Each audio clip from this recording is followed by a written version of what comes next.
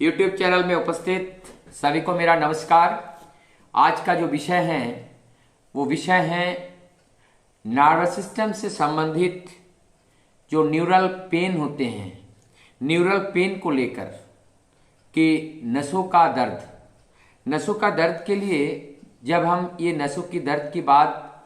हम साधारणतः सुनते हैं, डॉक्टरों के पास जाते हैं और हम डॉक्टर कहते हैं आपकी ये नसों का दर्द है। तो इस तरीके से हमारा मसल्स पेन होते हैं, न्यूरल पेन होते हैं। तो आज हम खास करके न्यूरल पेन के बारे में समझने का कोशिश करेंगे। न्यूरल पेन के लिए सबसे पहले जब हमें देखते हैं कि न्यूरल जो शब्द आया, ये नर्वस सिस्टम का जो यूनिट है न्यूरॉन से ये न्यूरल आया है, न्यूरॉन से न्यूरल आया।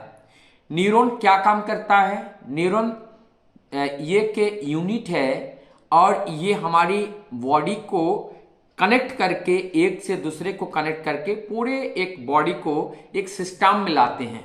और जिसको हम नर्वस सिस्टम्स कहते हैं। और इस न्यूरॉन एक दूसरे से कांटेक्ट में होते हैं। ये मिलियंस ऑफ न्यूरॉन्स होते हैं हमारे बॉडी में जो बाहरी संवेदनाओं को ग्रहण करते हैं और मस्तिष्क तक पहुंचाते हैं और फिर मस्तिष्क से वो इंफॉर्मेशन देते हैं और मोटर नर्व्स के जरिए उस कार्य को करने के लिए हमारे बॉडी के जो ऑर्गन्स हैं उसको करने के लिए बताते हैं। हम थोड़ा सा इसका जनरल जो आउटलाइन है उसको थोड़ा समझने का कष्ट करें। जैसे ये नर्वस सिस्टम्स हैं, तो ये नर्वस सिस्टम्स का जो टाइप की बात करें तो एक सेंट्रल नर्वस सिस्टम्स होते हैं, एक पेरिफेरल नर्वस सिस्टम्स होते हैं। और ये सेंट्रल नर्वस सिस्टम्स की जब हम बात करें तो सेंट्रल नर्वस सिस्टम को देखें तो ये हमारे सेंट्रल मतलब बीचों बीच में, तो बीच में हमारा ब्रेन होते हैं और ब्रेन के जो फोरामेन होते हैं उसके नीचे का जो फोरामेन जो होते हैं, फोरामेन से एक रूट जैसा वहां से निकलता है, इसको स्पाइनल कॉर्ड कहते हैं। और वो स्पाइनल कॉर्ड एक कॉलम के अंदर से होता हुआ लास्ट वर्टिब्रा तक जो है वो पहुंचता है। हमारा बॉडी में जो 33 वर्टिब्रास हैं, ये वर्टिब्रा मिल करके एक कलम बनाते हैं और उस कलम के बीच में से स्पाइनल कॉर्ड उसमें से पहुंचता है। अब जो ये स्पाइनल कॉर्ड से पहुंचता है तो ये सेंट्रल नर्वस सिस्टम हो गया। तो जो सेंट्रल नर्वस सिस्टम और पेरिफेरल नर्वस सिस्टम, ये सेंट्रल नर्वस सिस्टम्स में और पेरिफेरल नर्वस सिस्टम और पेरिफेरल जो नर्वस सिस्टम्स हैं, ये जो स्पाइनल कॉर्ड से जो नर्व्स निकलती हैं और निकल करके हमारी संपूर्ण बॉडी में जो सप्लाई हो रही है और जिससे ये कार्य चल रहा है, तो ये जो कार्य चल रहा है इसमें हमारा जो पेरिफेरल नर्वस सिस्टम्स है, इसमें एक तो जो ऑटोनोमिक नर्वस सिस्टम्स हैं और एक सोमेटिक नर्वस सिस्टम्स हैं। ऑटोनोमिक जो होते हैं वो अपने आप सेल्फ वो काम करते हैं और जो ऑटोनोमिक सोमेटिक जो होते हैं, और सोमेटिक में वो हमारी बॉडी वो अपनी इच्छा के अनुसार कार्य करते हैं। तो एक ऐच्छिक और एक अनैच्छिक के रूप में भी होते हैं कि ऑटोनोमिक नर्वस सिस्टम्स और एक सोमेटिक नर्वस सिस्टम। और इस सोमेटिक नर्वस सिस्टम्स के जरिए हमारे हाथ पैर ये सब चलती रहती है।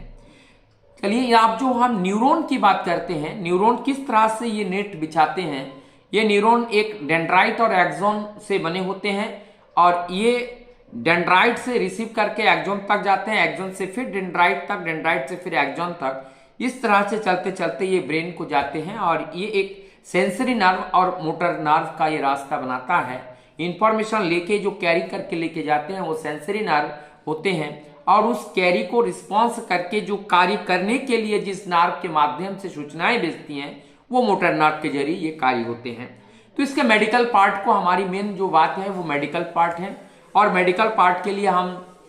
अब जो न्यूरल पेन है, न्यूरल पेन के बारे में इसमें जो लक्षण लेके आते हैं पेशेंट, कुछ पेशेंट कहते हैं हमारे हाथ में सुनपन है, हमारी पैर पे सुनपन है। कोई कहते हैं कि हमारी जो गले में हमारा भोजन, जैसे उम्र हो जाते हैं, गले में भोजन अटक जाता है, जीभ जो है बहुत अच्छी तरह से वो हिला नहीं पाते हैं। अच्छा, इसका हम बहुत अच्छे एग्जाम्पल उसमें देखे हैं। जब हमारे अंदर जो ब्रेन हेमरेज होता है और उसमें ब्लड जब क्लॉटिंग होते हैं और क्लॉटिंग जब ब्रेन के ऊपर जब कंप्रेस करते हैं और उस ब्रेन जिसको गवर्न करती हैं वो ऑर्गन्स में जो नर्व का जो करंट है वो करंट सही से फ्लो नहीं होता है और ना होने से उस ऑर्गन वहां पे सेंसेशन क्रिएट होता है, और वो सेंसेशन कभी भी वो हल्का माइल्ड होते हैं, हाइपर होते हैं, एक नॉर्मल वे में नहीं होते हैं। और वो जो पेशेंट कंप्लेन लेके आते हैं, कभी कभी बताते हैं हमारे हाथ में जलन हो रही है, कोई बताते हैं पैरों में सुई की तरह चुभता है, और कोई बताते हैं कि हमारे यहाँ पे अगर हाथ ऊपर से आप फेरो अंगुली तो उसमें भारीपन लगता है। तो ये सारे बहुत सारे कंप्लेन लेकर के आते हैं। तो इसका सारी बात का एक निचोड़ है इसमें जो वीकनेस है, नर्वस सिस्टम की वीकनेस है, न्यूरॉन्स की वीकनेस है। तो न्यूरॉन्स की वीकनेस का मतलब उनकी जो न्यूट्रिशन है वो प्रॉपर रूप से उनको नहीं मिल रहा है, और जब न्यूरॉन की न्यूट्रिशन प्रॉपर रूप से नहीं मिलता है तो ये न्यूरॉन्स जो हैं अपने जो विकृतियां हैं और अपनी जो कष्ट है, अपने जो दर्द हैं, वो विभिन्न रूप से हमें बताते हैं। और पेशेंट आकर के हमारे पास वो कंप्लेन करते हैं कि हमारी ये नापनेस है, हमारा ये सुनपन है, हमारे यहाँ सुई की तरह चुभता है, पैर के तलवे में जलन होता है। तो ये नर्व जो सप्लाई है उनकी हेल्दी ना होने के वजह से ये सारे कंप्लेन हम देखने को हमें मिलते हैं।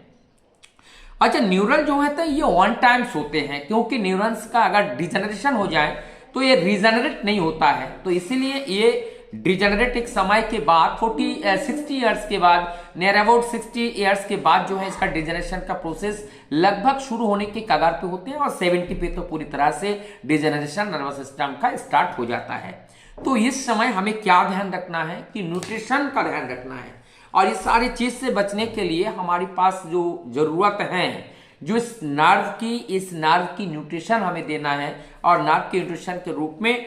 एलोपैथ में बहुत सारे जो मेडिसिन इस्तेमाल करते हैं न्यूरल पेन के लिए, उस बारे में मैं बहुत ज्यादा बातें नहीं करूंगा, लेकिन जो आयुर्वेद में हम जिसको लेकर के हम अपने इसे न्यूरल पेन को हम कंट्रोल कर सकते हैं, उसी बारे में हम डिस्कशन करेंगे। साधारणतः हम देखे हैं कहीं पे भी अगर हमारा पेन हो रहा है तो नॉर्मल रूप से अगर हम उसमें गर्म पानी का उसमें सेक दे, या हम वहाँ पे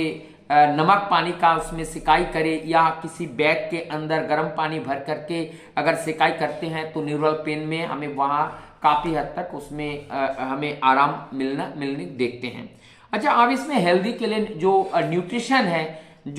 है, इस न्यूट्रिशन को अगर हम देखें तो इस न्यूट्रिशन के तौर पर मिथाइल कोबालेमिन की मात्रा ज़्यादा इसमें प्रोवाइड होनी चाहिए, और जो अल्फा कोबल की मात्रा, जो कैल्शियम्स की मात्रा, और विटामिन B1 की मात्रा, तो ये सारे विटामिन ई की मात्रा, ये सारे विटामिन ई जिसमें पाए जाते हैं, तो और जिसमें विटामिन ई पाए जाते हैं, B1 पाए जाते हैं, और मिथाइल कोबालेमिन पाए जाते हैं, ऐसे इस चीज को ज्यादा मात्रा में जिसमें पाए जाते हैं, उस चीज को जब हम लेते हैं तो हमारी ये नर्व में बहुत बेनिफिट होता है। हम कहेंगे जैसे मेथी साग है, मेथी साग का जब हम उसको ग्रहण करते हैं तो मेथी में भी मिथाइल कोबालेमिन की मात्रा उसमें बहुत ज्यादा मात्रा में उसमें पाए जाते हैं। और जो फ्लेक्सीड ऑयल है, जैसे फ्लेक्सीड है, और जैसे वो तिल में भी जो तिलहन होते हैं, तिलहन में भी हमारे ओमेगा 3 फैटी एसिड पाए जाते हैं, और ये ओमेगा 3 फैटी एसिड हमारे ब्रेन की न्यूट्रिशन के लिए, ब्रेन में कंप्लीटली न्यूरॉन्स की मात्रा ज्यादा है, तो इसमें जो ओमेगा 3 फैटी एसिड इसको बहुत ज्यादा न्यूट्रिशन प्रोवाइड करते हैं। तो ओमेगा 3 फैटी एसिड की मात्रा को अगर हम लेते हैं, उसको हम पूरा करते हैं, तो इसमें भी हमारे नर्वस सिस्टम्स में काफी हद तक इसमें हमें बेनिफिट मिलते हैं। विटामिन B1 की जो सोर्स हैं, विटामिन B1 के सोर्स में हमारे फल फ्रूट को जो हम लेते हैं, और जो बादाम हम खाते हैं, उसके बाद जो गिरी हम लेते हैं, जैसे अखरोट है, अखरोट की जो गिरी है, अखरोट की गिरी भी ये हमें बहुत ज़्यादा लाभदायक होते हैं। और इसके साथ साथ हमारी जो पेट अगर हमारी सही होते हैं, तो जैसे भतुआ साग है, ये साग भी हमारी बॉडी के लिए, हमारी नर्व सिस्टम्स के लिए भी ये बहुत ही लाभदायक होते हैं। तो इसके साथ साथ हम लोग जो प्रोटीन्स की मात्रा, जैसे दाल हम लेते हैं, क्योंकि ये सारे नर्व जो है प्रोटीन से बने हुए होते हैं, तो इसलिए इससे नर्व की जो टूट फूट और जो मरम्मत जो भी होती हैं वो प्रोटीन की जरूरत होती हैं। और वो प्रोटीन्स जब हम दाल नियमित रूप से भोजन में हम दाल की मात्रा नियमित रूप से अगर लेते हैं तो हमारी इसमें रिकवरी हो जाती है। एक चीज़ हम देखे हैं कि जैसे मिथाइल कोबालैमिन की मात्रा जो लोग नॉन वेज लेते हैं उन लोगों के लिए ये परेशानी का विषय नहीं होते हैं, उन लोगों को आसानी से एसिड्स प्राप्त हो जाते हैं। लेकिन जो लोग वेजिटेरियंस हैं उन लोगों के लिए ये मिथाइल कोबालैमिन की मात्रा थोड़ा उन्हें कम पड़ने की संभावनाएं होती हैं, इसलिए उनको दूध लेना और दूध के साथ साथ जो खजूर है और हमारे जो बादाम है, गिरी है, ये सब चीज़ नियमित रूप से लेना चाहिए। अगर हम ये लेते हैं तो ये चीज़ हमारे इसमें ही पूरा हो जाता है। तो ये कुछ विटामिन्स थी और इस विटामिन्स को अगर हम लेते हैं तो हमारे नर्वस सिस्टम्स काफ़ी स्ट्रांग रहता है। और एक चीज़ जो मेडिकल साइंस में बहुत ज़्यादा फोकस नहीं डाला, लेकिन मैं ये बताऊंगा, जब हमारे अंदर एंजाइटी, टेंशन, डिप्रेशन ज़्यादा हो जाती है तो हमारी नर्वस सिस्टम से वीक हो जाती हैं। और एक चीज़ मैं कहूँगा कि हमारी नर्वस सिस्टम एक सत्य का चीज़ प्रतीक है, एक सत्य का प्रतीक है। सत्य का प्रतीक मतलब ये है कि अगर इस नर्वस सिस्टम की जो चेतना को, जो सेंसरी और मोटर का जो कोऑर्डिनेशन है, उसको अगर हम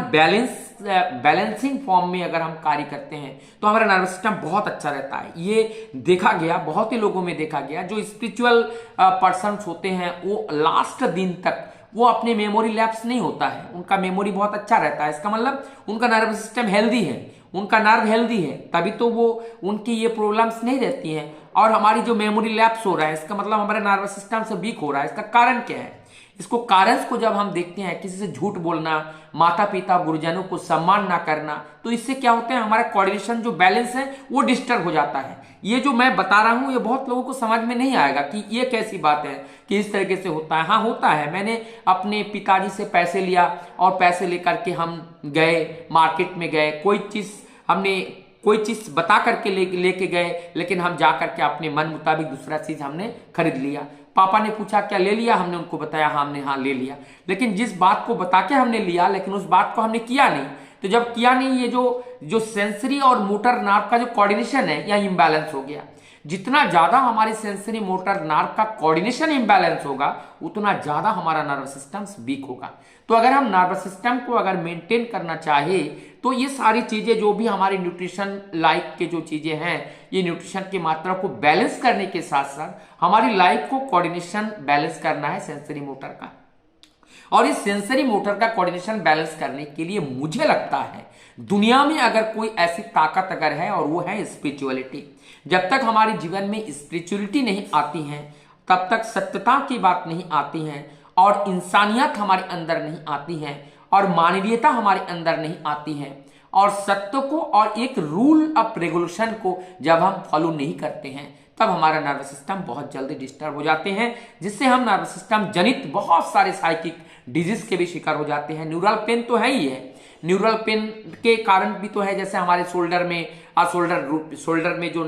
किसी किसी का हाथ को ऊपर नहीं उठा पा रहे हैं उनमें बहुत ज्यादा पेन हो रहा है, रात दिन चीख रहे हैं, तो वो कहीं पे भी जो हमारा वर्टिब्रा है, वर्टिब्रा के बीच में कहीं पे कंप्रेस हो रहा है, कंप्रेस होने से उनकी जो कनेक्टिविटी प्रॉपरली वहां तक नहीं जा रहा है, तो वहां पे तो एक प्रेशर उनके ऊपर आया। तो उस प्रेशर को रिमूव करने के लिए चाहे हम मेडिसिन से कर पाए तो मेडिसिन, यहाँ पे तो मेडिसिन की जरूरत है, या अगर इससे भी अगर हमारा मेडिसिन से नहीं हो रहा है तो आजकल जैसे बहुत सारे जो उसका सर्जरी आए हैं, सक्सेसफुल सर्जरी है, वो सर्जरीज के माध्यम से हम उसके ऊपर जो प्रेशर है उस प्रेशर को हटा दे तो हमारा नर्वस सिस्टम फिर नॉर्मल हो जाते हैं। तो इससे भी हम ठीक कर सकते हैं। उसके बाद दूसरी एक बात मैं बताते चलूं कि जो जैसे हम लोग मादक द्रव्य का सेवन करते हैं, तो ये मादक द्रव्य चाहे किसी भी फॉर्म में हो और कहीं पे भी हो, चाहे हमारा चाय में हो,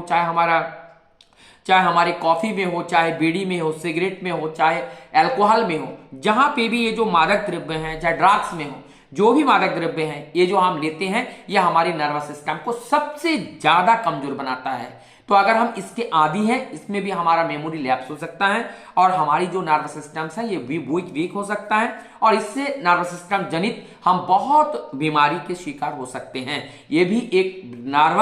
न्यूरल जो बीमारी है वो उत्पन्न करने का एक जनक है। तो आइए हम अगर इस नर्वस सिस्टम को सुरक्षित रखना चाहते हैं तो हमें जरूरत है कि ये सारी जितनी बातें बताई गई, ये सारी बात को ध्यान देना। ये बात को अगर हम ध्यान देते हैं तो हम नर्वस सिस्टम जनित जो बीमारी है उसको हम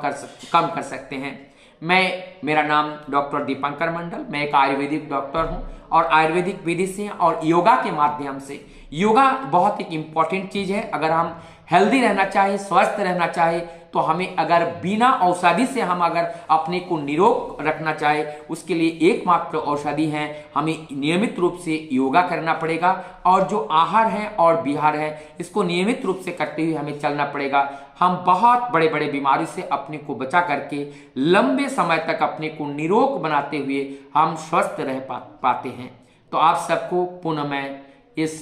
चैनल के माध्यम से आप सबको पुनः नमस्कार करता हुआ यही आग्रह करूंगा, आप लोगों को अगर ये वीडियो अच्छा लगा होगा तो इस वीडियो को आप शेयर कीजिएगा और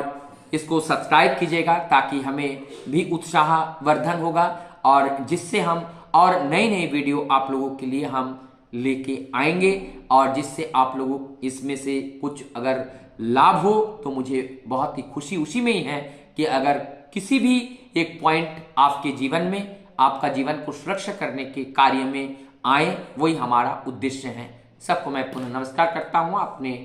वीडियो को यहीं समाप्त